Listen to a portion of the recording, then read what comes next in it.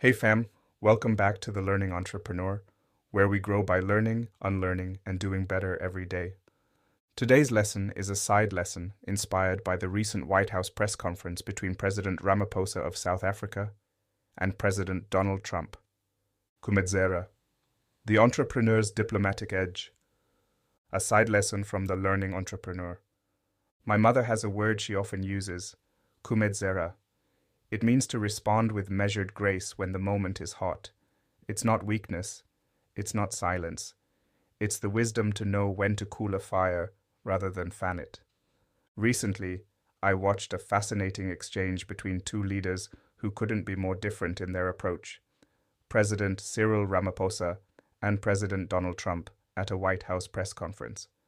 What struck me wasn't the contrast, but President Ramaphosa's quiet masterclass in diplomacy, a lesson in leadership I think every entrepreneur should study. 5 leadership lessons from President Ramaphosa's Trump engagement. Every entrepreneur should learn. Let's break them down. Lesson 1. Lead with presence, not volume. President Ramaphosa didn't match rhetoric with rhetoric.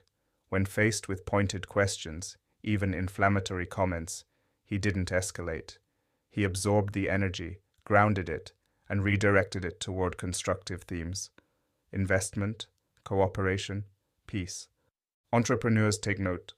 Not every criticism requires a counterattack. Sometimes your calm is your counter. Lesson 2. Build the table, don't flip it. Even as he was challenged about land reform, race relations, and violence, President Ramaphosa stayed anchored in mutual goals: trade, economic development, peace building. He kept reaffirming the relationship rather than letting it unravel over disagreement.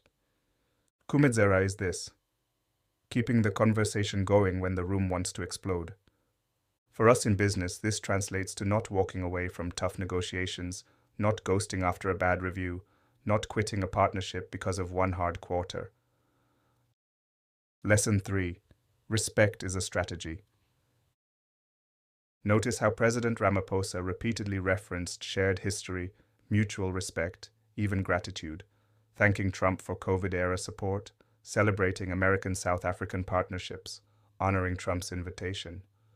When you give respect freely, it often disarms even the most hostile posture. And in entrepreneurship, when pitching, selling, hiring, or negotiating, respect isn't just good manners. It's a strategy.